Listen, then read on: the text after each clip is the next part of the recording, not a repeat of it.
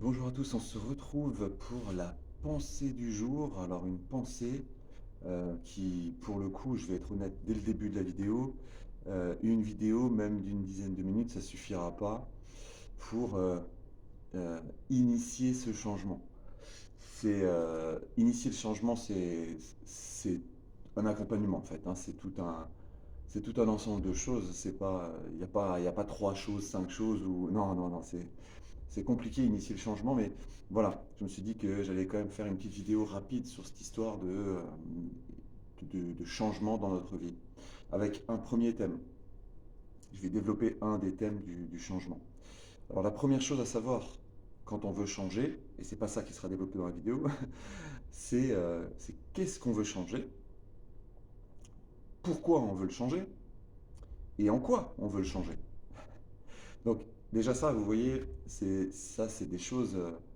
C'est des questions qu'il faut se poser vraiment, il faut trouver des vraies réponses parce que on dit, j'ai déjà entendu tout est bien tant que ça change. Ben non, hein, il y a des choses qui ne changent pas et c'est bien. Euh, et puis parfois on veut changer mais pour de mauvaises raisons. Ou alors on veut changer mais on ne sait pas ce qu'on veut à la place. Alors ça c'est pas forcément le pire. C'est pas forcément le pire parce que parfois on en est à un point où il faut juste que ça change. Et on verra après. Pourquoi pas? Pourquoi pas? Enfin là vous avez déjà trois belles questions à vous poser. Et, euh, et ça sert à rien de se lancer si on n'a pas vraiment les réponses. D'accord? Si vous savez pas ce que vous voulez changer, pourquoi vous voulez le changer, et en quoi vous voulez le changer, en général, ça ne marchera pas, hein. Donc, le sujet qui va être développé, c'est comment initier le changement. Alors, la première chose à savoir quand on veut initier un changement dans sa vie, ça paraît bête quand on le dit, mais franchement, réfléchissez-y quand même, c'est que si vous voulez que quelque chose change dans votre vie, il faut que vous changiez quelque chose dans votre vie.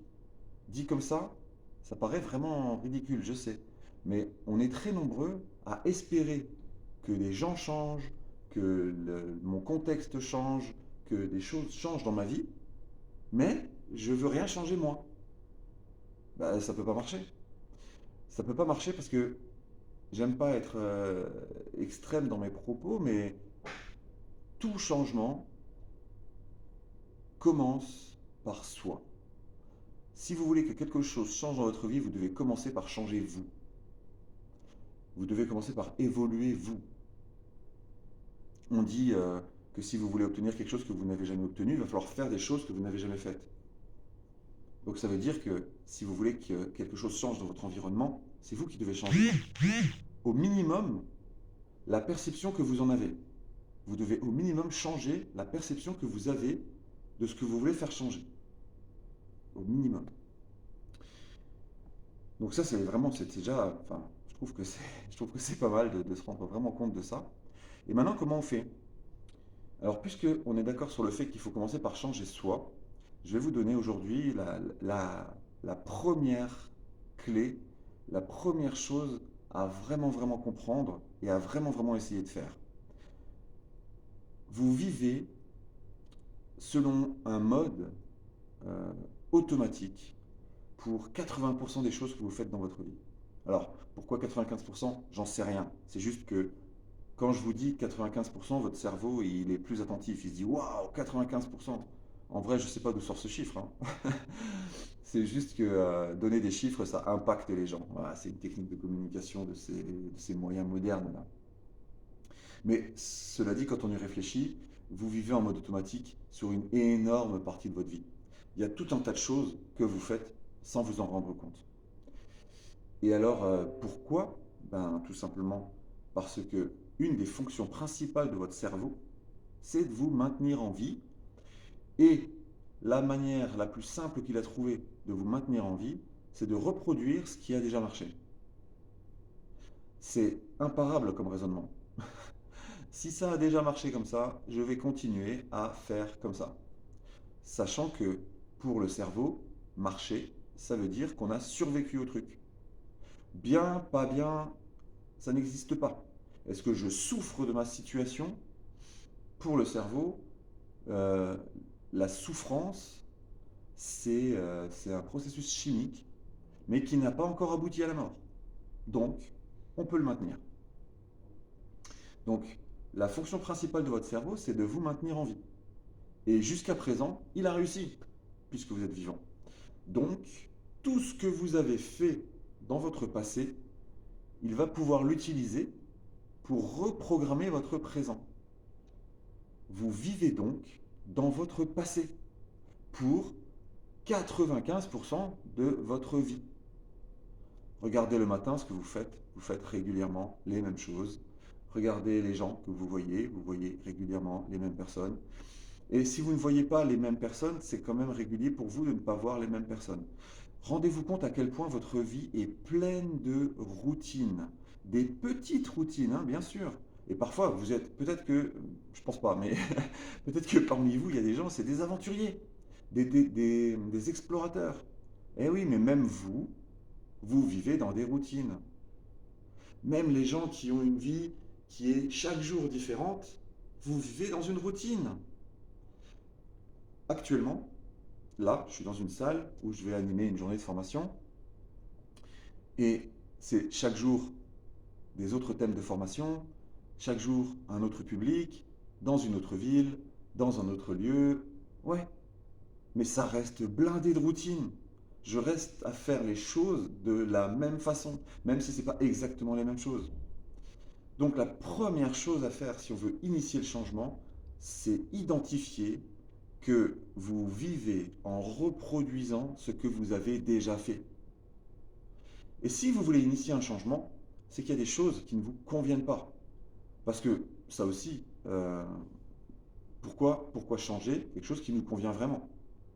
Donc là, on en revient aux premières questions. Est-ce que je veux vraiment changer? Qu'est-ce que je veux vraiment changer? Pourquoi je veux le changer? Et en quoi je veux le changer? Mais donc si on en est arrivé là, c'est qu'il y a des choses qui ne nous conviennent pas. Et donc, il va falloir modifier vos routines. Alors là, vous êtes en train de vous dire, enfin, t'es bien gentil, c'est pas parce que chaque matin quand je me lève, je commence par faire pipi en regardant vite fait mon fil d'actu dans mon réseau social préféré, qu'après je vais prendre une douche, boire un café et partir travailler, que ma vie, elle vit dans le passé. Eh ben, figurez-vous que si, si, ça va jusque-là. Ça va jusque-là parce que chaque petite action entraîne une autre, qui entraîne une autre. Et le fait d'en enlever une peut modifier la suivante, qui va modifier la suivante, qui va modifier la suivante. On ne se rend pas compte parfois de l'impact d'un petit changement, d'un tout petit changement. Un tout petit changement peut obtenir un très très gros changement. Vous voyez, on donne souvent cette image du navire. Imaginez un navire qui change de son cap d'1 degré. Eh ben, sur les premiers 1000 nautiques, ça ne va rien changer. Mais au bout d'un moment, ce sera très très très très très loin. Ça me fait penser à l'effet cumulé, cette histoire. L'effet cumulé, c'est un bouquin assez intéressant à lire et c'est un phénomène assez intéressant à comprendre. Et deuxième raison, pourquoi est-ce qu'il faut changer même des petites routines? Eh ben, tout simplement parce qu'en fait, euh, à vos actions sont reliées des émotions. Et les émotions ont un pouvoir incroyable sur la façon dont vous percevez votre vie.